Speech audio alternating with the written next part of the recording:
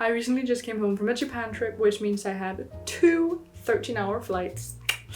But what does that mean other than just watching films the whole way through, which I did. So here are my favorite of the ones that I watched. Tell me something about you. Something you've never told anyone else. I'm a rapper. There are 80,000 native Irish speakers in Ireland.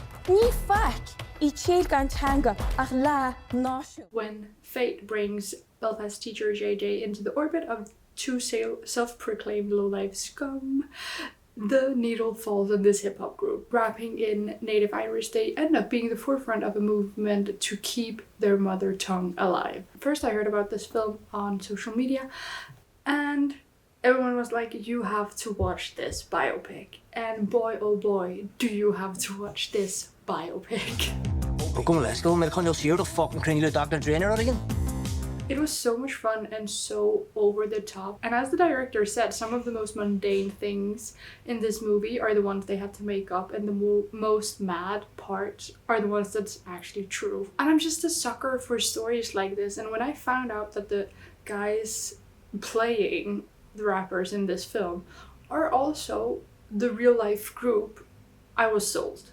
Like, that is just so cool. This film is so cool, and these guys are just so cool. Look around you. This whole place is for people who want to escape, people who don't belong anywhere else.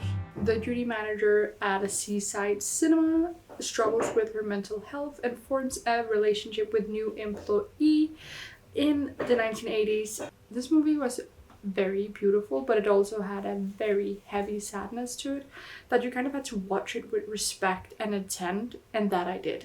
It left me with an appreciation of the mundane, but also very heavy sadness that I felt was very hard to let go of afterwards. And I 100% applaud Olivia Colman for this. She always delivers. You just 100% believe that what she's showing you is the truth.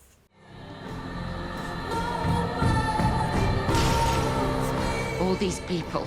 I'm the only one who knows the truth. Do you understand me? I'm the only one! In this movie, we also have Colin Firth, chef's kiss, and new to me, Michael Ward, who also did an incredible job of showing rawness of life and just being human. And I don't think you can show it more beautifully and more raw than he did in this film. I thought I'd be happier at 40. You are happy, and I'm not 40, asshole. You don't look happy. I feel like you're having a midlife crisis. Well, I feel like you're high on mushrooms, so you don't know. A heartwarming coming-of-age story where we follow a girl the summer before she moves away to college. She meets her older self and makes her rethink love, life, and what really matters to her. And I know I talked about this movie in my last video, but darlings, this movie just stuck with me and I love it. So sorry, not sorry. I will talk a little bit more about it for the people in the back. This movie is just one of those where you watch it and you just love it more and more for every minute you watch. It's just the perfect case of the summer before moving away. And especially for an overthinking girly, it just shows how life happens no matter what, and you can be the one to decide how to interact with it, how to live it, and how to enjoy it. That shortly summed up what I thought about this movie. And Audrey Plaza is in this one, and if she's in it, watch not to love. Not happy, not unhappy. It's small wonder I didn't notice. Mr. Williams, Doctor will see you now. The results have come back. It's never easy, this. Quite. In the 1950s, a humorless bureaucrat decides to take time off work after getting a very grim diagnosis. This movie could have just been sweet, but it ended up being very real in a way I hadn't expected from it. Bill Knightley, one of my big loves, just shows the very human emotions of getting a diagnosis and the very conflicting feelings, and we see the conflicting feelings of the people around him as well, and I think that's what doesn't just make it sweet, but also very bittersweet. It's very real to see those emotions, both from him and the people around him. It just shows how we hurt the people around us, even without wanting to, and how a community is what keeps us going. I also have to mention that Amy Lou Wood is in this one, and I have realized that there's like not a single movie or thing that she's been in that I've disliked. So if this isn't reasons enough to watch it, I don't know what would be. Yeah. Some guy called over here, a doctor. He's looking for a driver. You interested? I am not a medical doctor. I'm a musician. I'm about to embark on a concert tour in the Deep South. What other experience do you have? Tony Lip, a bouncer in 1962, ends up being the driver for pianist Don Shirley while he goes on tour through the Deep South. And this is at the time where there is segregation laws, so they were forced to find different accommodations and services because of those segregation laws. Green Book is one of those movies that everyone, and I mean everyone, including my grandma, has told me to watch and said I will love, and now I have, and I love it. It did take me 7 years, but who's counting? The performances of Marsha Ali and Viggo Mortensen are phenomenal.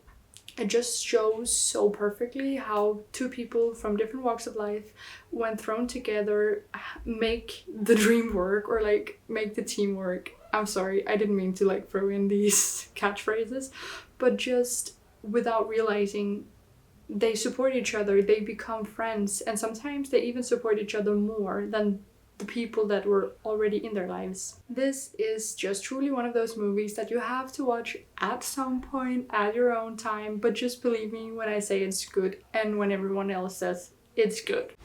There's nothing cool about Nike. You would have to have a pretty compelling pitch. I can tell them the one thing the other companies can't compete with. Our basketball division is terrible. I do not love it. The game-changing partnership between the semi-famous Michael Jordan and the then not-so-big basketball division at Nike, which revolutionized the world of sport and culture with the Air Jordan brand. On one hand, this is just another feel-good sports movie or a behind-the-scenes one, but there's a reason they get made again and again and again. They just work, and Air is no exception. The cast is good, the story is good, and Matt Damon, who plays the lead, is just doing his thing, and he does it well. To be honest, you're just entertained the whole way through, and sometimes that is all you need. I also have some honorable mentions, because honestly, did you think I only watched 6 movies on 2, 12, 13-hour flights?